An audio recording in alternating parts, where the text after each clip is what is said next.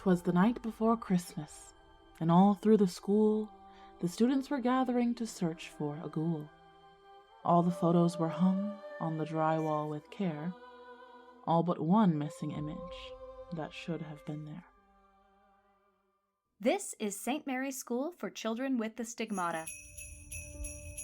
Episode 7, A Very St. Mary's Christmas, Part 2. When I was a kid, Christmas was all about baking with my family. From homemade pies and cobblers to luscious red velvet cakes with cream cheese frosting. We spent what felt like the whole month of December in the kitchen, making one delicious confection after another. On Friday nights after dinner, my sister and I would wait by the door until we heard my mother's car pull up the driveway. She worked long hours at the hospital, but our father always let us stay up to wait for her, even if it was past our bedtime. After hugs and kisses at the door, my dad would carry me and my sister into the kitchen and set us on the formica countertop so we could reach the baking supplies. Then, after she cleaned up, Mom would walk in and with a doctor's precision ask for the ingredients one by one. "Sugar?" she'd say. "Sugar," we'd reply, thinking it was so funny that she talked to us like she talked to her nurses.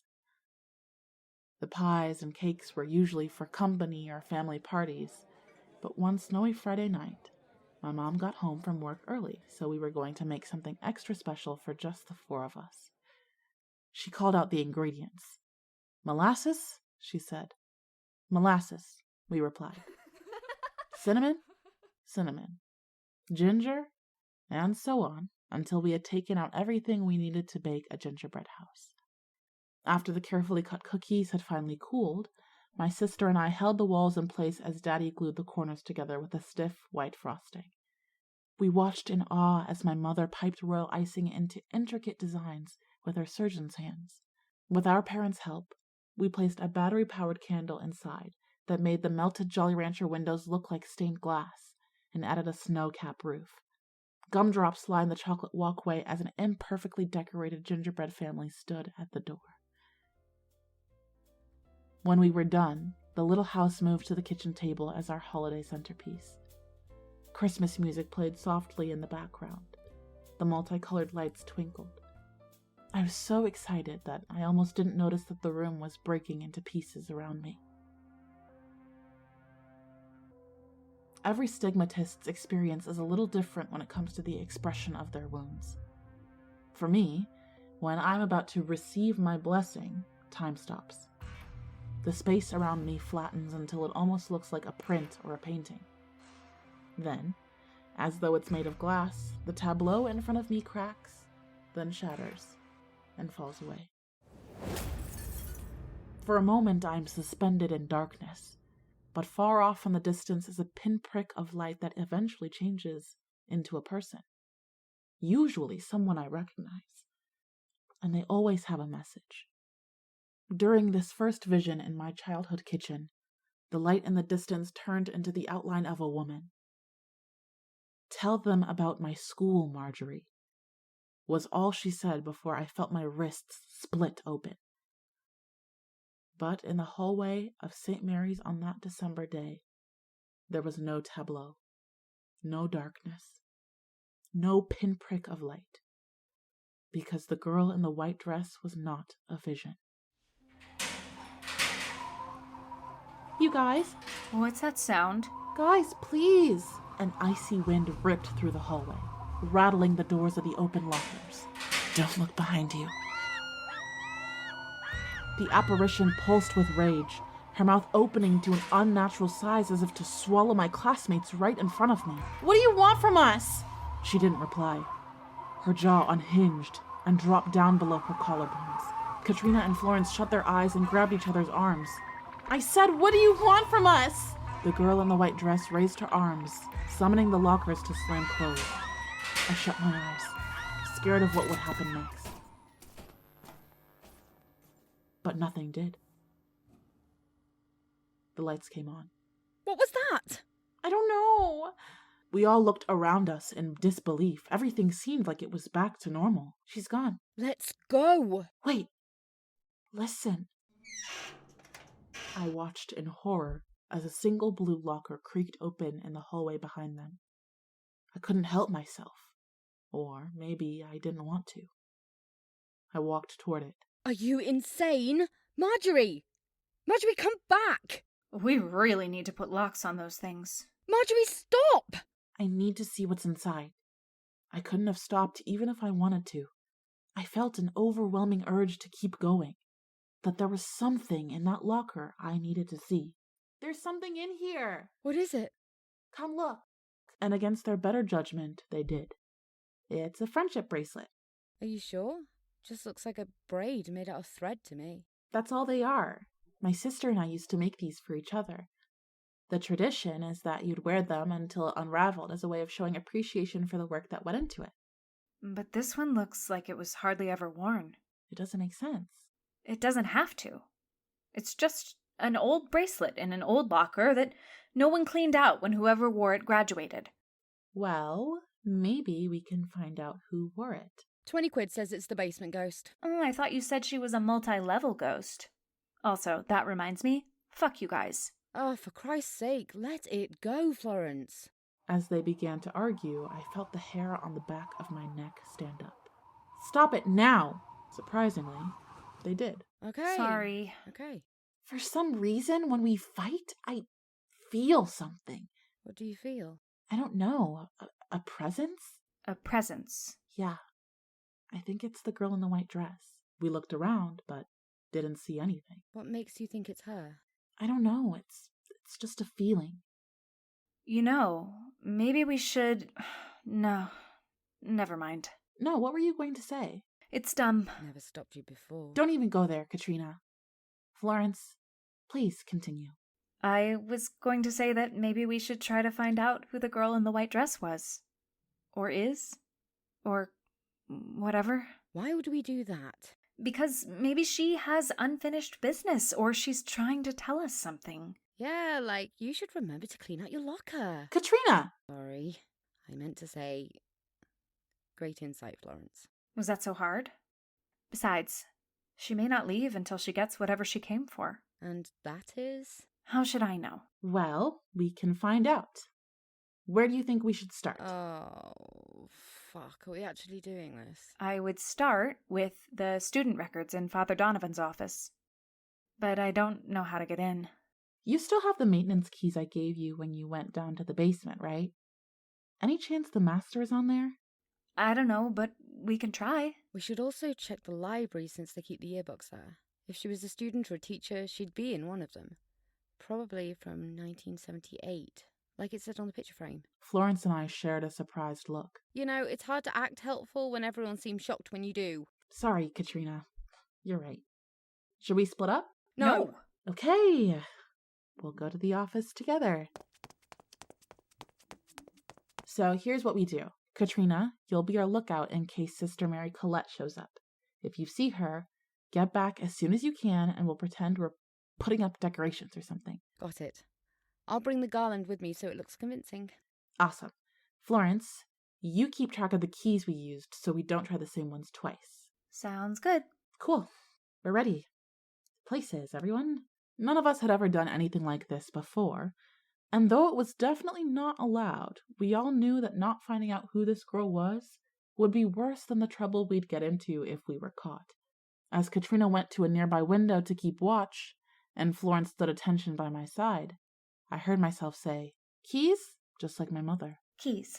One by one, I put each key in the old brass doorknob, waiting for the lock to release, but none of them worked.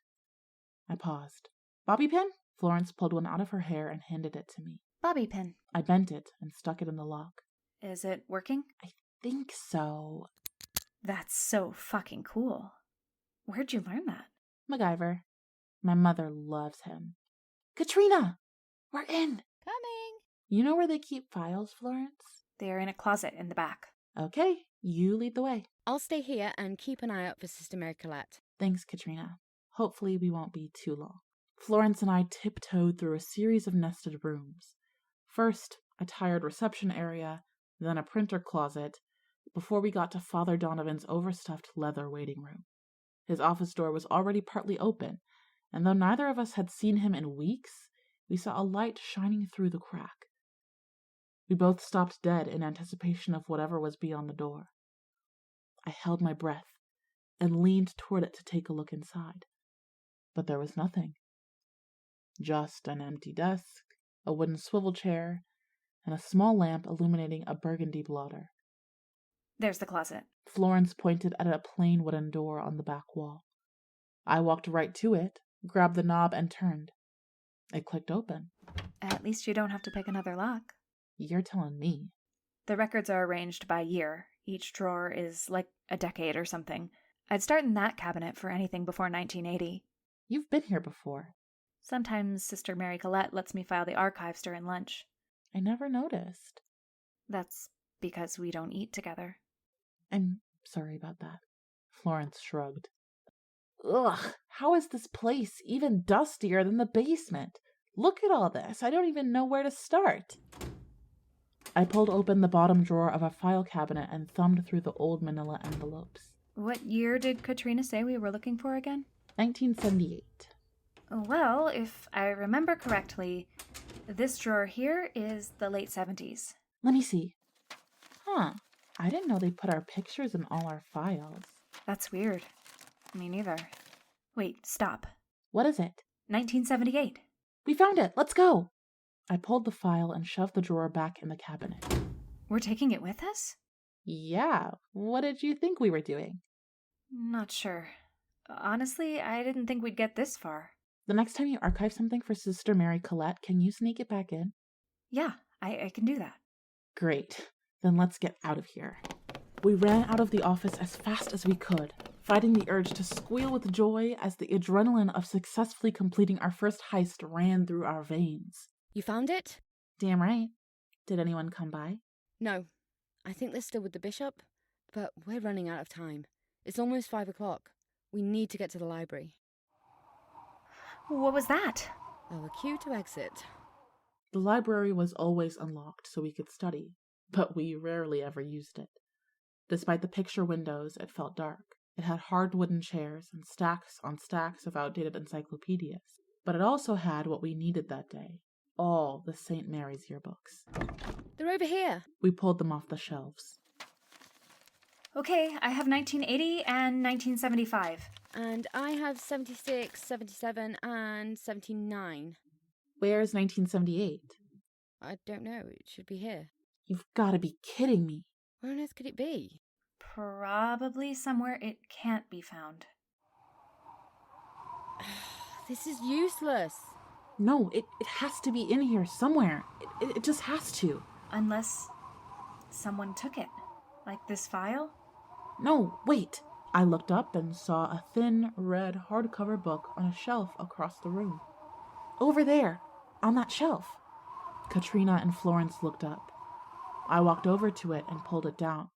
1978. How did you... Basement ghost ex machina. Come here, you guys. We each pulled up a hard wooden chair around one of the circle study tables to investigate our findings. Look at their haircuts. Yikes. Dorothy Hamill's for everyone. Who's Dorothy Hamill? An ice skater. Florence, can you take out the pictures in the file? Sure. Looks like there's 2. 2? Why does St. Mary's even have yearbooks? So we can have something normal to remember this time. Something other high schoolers have. That's her. You sure? I'm sure. I put the picture from the file next to the senior portrait of the girl in the white dress. I go. Look how I go, swifter than arrow from the Tartar's bow. To all my St. Mary's sisters, past, present, and future, this was the only advice I thought was fit to share with you in our final days. Hold each other close, love each other fiercely, and stick together no matter who or what comes between you. And to my real sister, wherever you are, the most important thing is, even when we're apart, I'll always be with you, Winnie the Pooh. P.S. I still have your bracelet. In loving memory of Phyllis. The lights flickered softly. Is this a good sign or a bad sign? I am not sure. I wonder what happened to her. There's nothing in her file. That's kind of weird. Or it just wasn't what she needed us to know. You guys, it's almost 6. Sister Mary Colette will be back soon. Shit, you're right. And the hallway isn't even decorated yet. She's gonna know something's up. No, she won't. Because we're going to help you set everything up. Quick, let's put all these books away. We can do the tree first, if you want, Florence. You mean I get to help you? You don't get to help us. It's compulsory. To save all our asses. This is going to be the best Christmas St. Mary's has ever seen. Not an especially high bar, but we're up for the challenge. For the next hour, Katrina, Florence, and I decorated the halls at what felt like warp speed. We'd already forgotten the terrors of the day and instead surrounded ourselves in Christmas spirit. When we were finished, the school looked brighter than we'd ever seen it. This looks awesome, you guys. Thanks for helping me put it together. Well, we couldn't have done it without you, Marjory. Or without Phyllis. I can't stop thinking about the note she left in the yearbook. Me neither, but she was right. Look at us, acting like sisters. This is great. Sisters is a little much. More like, what's a good word for close acquaintances? You mean friends? Yes, friends. Which reminds me.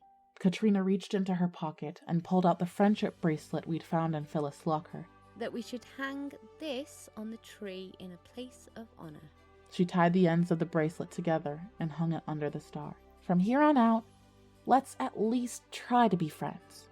Always. No matter what. I can try. Me too. As we looked up at the tree, a soft wind blew through the corridor, and the Christmas lights seemed to blink in approval of our newfound friendship. For that moment, all was calm. All was bright.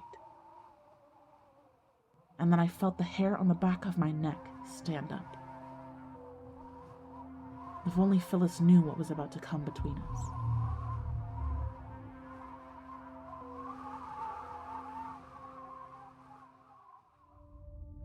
Thank you for listening to this episode of St. Mary's School for Children with the Stigmata. If you enjoyed this chapter, please subscribe on Apple, Spotify, or wherever you get your podcasts so you don't miss a single episode. If you'd like to support this podcast so we can keep making more episodes, click the support link in the show notes. To learn more about this and all our projects, visit our website, newgirlpictures.com. To learn more about Victorian Christmas Ghost Stories, visit one of the many sources, including the Smithsonian and the Guardian, listed in the show notes.